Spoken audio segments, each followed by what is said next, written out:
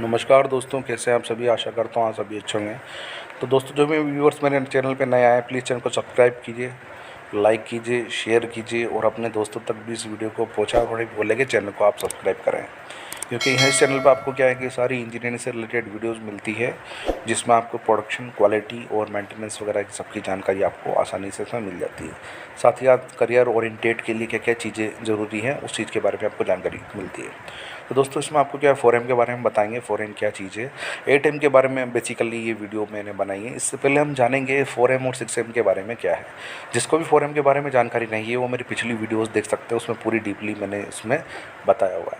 यहाँ पे दोस्तों 8M जानने के लिए आप सबसे पहले हम ले चलते हैं ISO के अंदर। ISO जो होता है दोस्तों 9002015 कि जितना भी क्लोज है, 8.5.6, 8.5.6.1, 8.56.1.1 जितने भी क्लोज है, इनके अंदर क्या कहा गया है उसके बारे में कि मेन मशीन मटेरियल और मेथड जो चेंजेस होते हैं उसके लिए वो काफ़ी ज़रूरी होता है। किसी भी इंडस्ट्री के लिए अगर ग्रोथ करनी है आगे उसे, या कंपटीशन है जिस तरह से इस मार्केट के अंदर, और अपना एक वजूद बना के रखना है एक अलग लेवल पे, तो उसको क्या है कि 4M से रिलेटेड डॉक्यूमेंटेशन जो होते हैं उसको फॉलो करना होता है। साथ ही साथ क्या है कि इंडस्ट्री के अंदर क्या क्या चेंजेस हो रहे हैं time to time, weekly changes या मंथली चेंजेस क्या क्या हो रहे हैं, उनके बारे में आपको जानकारी यहाँ पे मिलती है। और क्या है कि कंपनी की ग्रोथ के लिए पर्सनली एंड फाइनेंशियली काफ़ी ज़रूरी चीज़ है ये। यहाँ पे हम बात करेंगे 4M के बारे में। तो 4M के बारे में जानने से पहले हम बात करते हैं चेंजेस के बारे में। हम बेसिकली 4M चेंज बोलते हैं। तो चेंजेस क्या क्या होते हैं, तो जो लॉ ऑफ नेचर होता है या लॉ ऑफ अट्रैक्शन जिसे बोला जाता है, सॉरी लॉ ऑफ वेरिएशन जिसे बोला जाता है, उस चीज़ के बारे में आप बोलते हैं। दोस्तों, आपने नेचर के अंदर कई चीज़ें देखी होगी जो दिखने में आपको सिमिलर लगती है, बट क्या कि वो एक्चुअल में आप देखोगे तो उनमें कुछ ना कुछ जो होता है वो वेरिएशन ज़रूर होता है। तो हम कई चीज़ें ऐसी देखते हैं कि नेचर के अंदर के हमेशा कोई चीज़ सेम नहीं होती है, उसमें वेरिएशन कुछ ना कुछ होगा, छोटा मोटा वेरिएशन उसमें ज़रूर होगा। जैसे मान लो अब यहाँ पे आपको कहीं पे भी आप किसी भी जगह जाते हो नेचर देखने के लिए, कहीं पे जैसे 50 पेड़ लगे, तो ज़रूरी नहीं कि दूसरी जगह भी 50 पेड़ ही लगेंगे। हो सकता है वहाँ पे 20 पेड़ हो, या हो सकता है वहाँ पे 100 पेड़ हो, ऐसा है।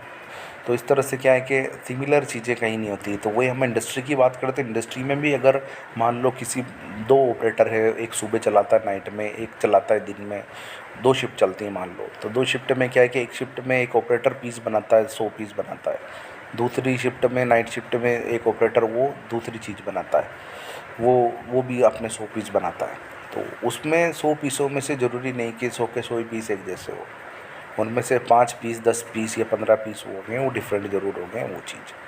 तो if all products are same, weak measurement system और नोट के बाद कैपेबल, या तो हो सकता है कि आपका जो सिस्टम मेजरमेंट है वो कमज़ोर है, या फिर कैपेबल नहीं है, ये चीज़ें।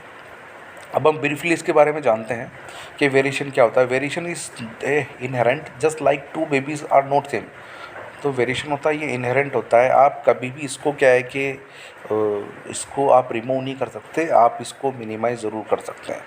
अभी भी कंपनी के अंदर जितने भी डॉक्यूमेंटेशन होते हैं, या किसी भी कंपनी में हम देखते हैं वो अलग अलग डॉक्यूमेंटेशन फॉलो करते हैं वो लोग।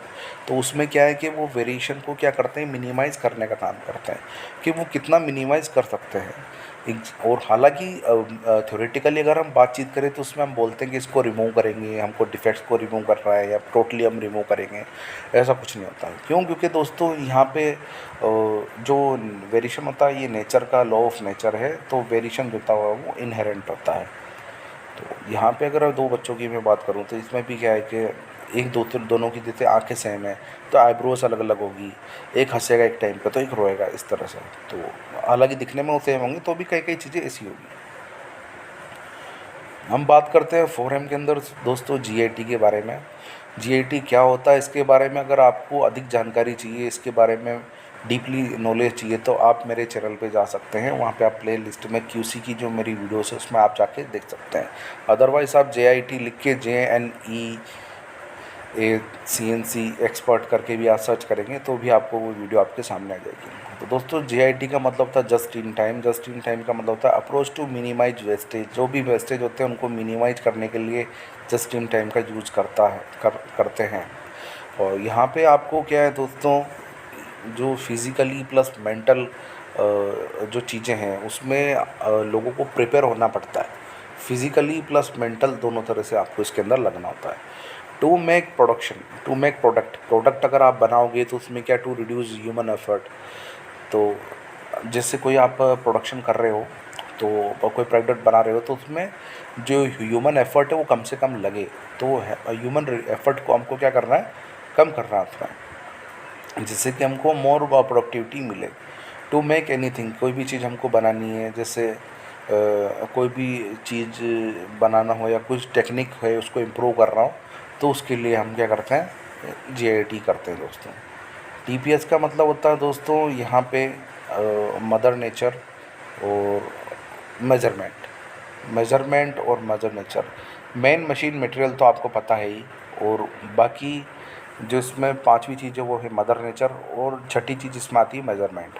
तो मेजरमेंट में क्या होता है दोस्तों, यहाँ पे आपको मेजरमेंट जो आप कर रहे हो, जो इंस्ट्रूमेंट यूज़ कर रहे हो, उसमें वो आपका कितना कैपेबल है, कितना वो काम कर रहा है, उस चीज़ के बारे में। Something become different from standard in process 4M। तो 4M के लिए क्या कर सकते हैं सर, आप एसओपी बना सकते हैं, स्टैंडर्ड ऑपरेटिंग प्रोसीजर्स को बोलते हैं। और यहाँ पे प्रोसेस कंट्रोल शीट आप बना सकते हैं, कंट्रोल प्लान में आप बना सकते हैं उस चीज़ के बारे में। We want that our productivity is not hammer from our customer and customer is not affected from us regular work. तो यहाँ पे टोटली हमारा जो फोकस होता है वो कस्टमर के ऊपर होता है, कि हम जो हमारा हैंडली जो वर्क कर रहे हैं और जो डॉक्यूमेंटेशन हम तैयार कर रहे हैं, वो एक तरह से जो है उसमें कस्टमर से जो शर्तें हमने जो किए, जो बातचीत की है, जिस टाइम के अकॉर्डिंग उनको माल मिलना चाहिए, जितनी प्रोडक्टिविटी के साथ उनको जो माल मिलना चाहिए क्वालिटी वे में, क्वालिटी वे का प्रोडक्ट और सही टाइम पे जो हमारा टाइम है उस टाइम को कवर करते हुए तो हम इस चीज़ को अप्रोच करते हैं दोस्तों। तो कहीं ना कहीं 4M चेंज होता है, वो इस चीज़ के अंदर भी काफ़ी इम्पोर्टेंट है। आप हर महीने अगर आप 4M करते हो, 4M चेंज करते हो, जैसे आपने 12 महीने में आपने 4M चेंज किया है, तो 12 महीने में आप जो 10वें महीने 12वें महीने में आप जो करोगे 4M चेंज, और आपने जो पहले और दूसरे महीने में 4M चेंज किया है, उसमें आपको लिटरली जो ये जो 8-9 महीनों का फासला है वो आपको पता चल जाएगा कि आपने क्या चीज़ अचीव की है दोस्तों। एयरटेल के बारे में मैं आपको बताता हूँ दोस्तों, यहाँ पे क्या है, जैसा कि 4M चेंज के बारे में मैंने आपको बताया था, मेन मशीन मटेरियल मेथड। तो मेन का मतलब मैंने आपको बताया था कि पहले मेन आदमी से नहीं तो आदमी को आप चेंज करो, जो जितना कैपेबल है आदमी उसको उस जगह प्रमोट करो, जो कैपेबल नहीं है उसको ट्रेनिंग दो। मशीन की ब्रेकडाउन पे है या नहीं उसके बारे में जानकारी, मशीन कितनी कैपेबल है किस प्रोडक्ट के लिए उस चीज़ की जानकारी। मटेरियल अगर मान लो आपको जैसे मटेरियल कोई भी है, उसमें अगर कस्टमर को जो मटेरियल हमको चाहिए वो नहीं मिला तो कस्टमर से पहले बात करो कि उसके सिमिलर अगर कोई अल्टरनेट जो आपको मटेरियल है अगर उससे आपका काम हो जाए तो काफ़ी सही है। तो इस तरह से हमको मटेरियल से रिलेटेड कस्टमर से बात करनी पड़ती है। मेथड, अगर आपका मेथड सही नहीं है तो आपको मेथड को चेंज करना पड़ेगा। मेज़रमेंट का आपका क्या तरीका है पूरा आपको देखना पड़ेगा, किस तरह से आप मेज़र करते हो वो चीज़। या तो आप अपने गेजेस में चेंज करोगे या प्रोसेस में, गेजेस के प्रोसेस में जो उसके पैरामीटर्स है उनको चेंज करोगे आप। इंस्ट्रूमेंट को आप देखोगे किस तरह से क्या है, प्रॉपर कैलिब्रेट है कि नहीं है, वो सारी चीज़ें। मदर नेचर दोस्तों ये होता है कि आपकी एटमॉस्फेरिक कंडीशन क्या है, कि नॉर्मल टेम्परेचर पे काम हो रहा है या क्या कैसा है।